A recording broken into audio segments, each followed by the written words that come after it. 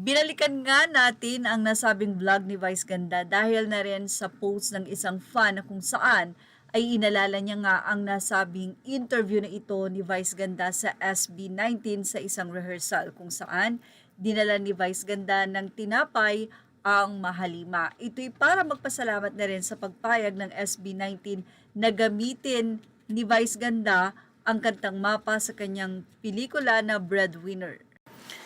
Grabe nga ang naging pasasalamat ni Vice Ganda sa SB19.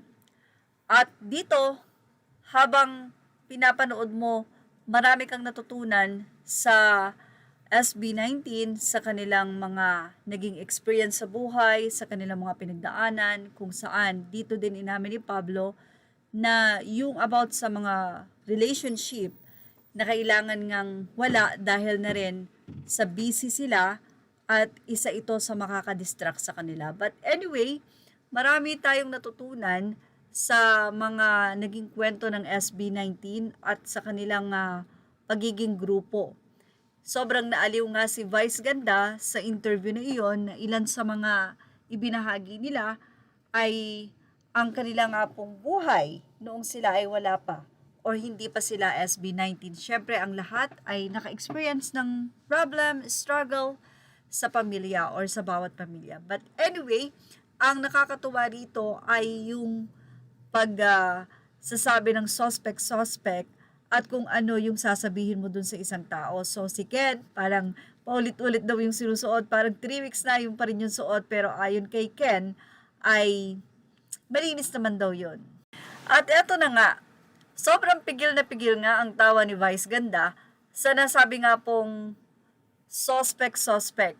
Dahil nung tumatakbo si Stel, sinabi nilang suspect, dating mukhang suspect. Yan ang sinabi ni Justine na kung saan ay sobrang tawang-tawa naman si Vice Ganda.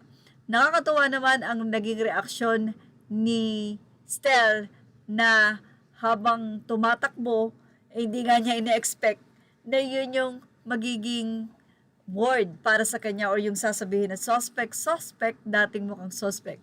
Nag-react naman dito si Stel at sinabi na kayo ba ay mukhang hindi dating suspect din? Nagkapera lang kayo. Sobrang tuwang-tuwa nga si Vice Ganda na halos na itulak niya na nga itong si Stel at pati nga ang si Pablo, si Ken, si Justine, si Josh ay sobrang tawang-tawa.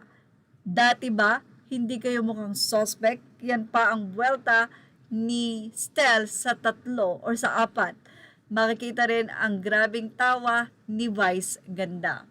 Anyway, sabi nga ni Vice Ganda, sobrang nag-enjoy siya sa interview na yon 1 year ago at ilang mga netizen nga ang nag-react sa interview na ito na makikita sa YouTube channel ni Vice Ganda. Sabi nila, this is the side of SB19 that we truly miss. Thank you, Meme Vice, for doing this fun interview and hang out with them. You managed to fill the emptiness that we feel seeing the 5 of them just purely having fun like this. This is why we love SB19. Now you're seeing with your own eye why 18 are so loyal to these 5 talented men. Ito po ay 2024, pero ngayon nga po, 2025 ay mas matindi ang naging success ng SB19. Well, ano masasabi niyo about dito sa nakakatuwa at kwelang-kwela na interview ni Vice Ganda? Ilagay lamang ang inyong opinion sa ating comment section. Images or all credit to the rightful owners. Please like, share, and subscribe.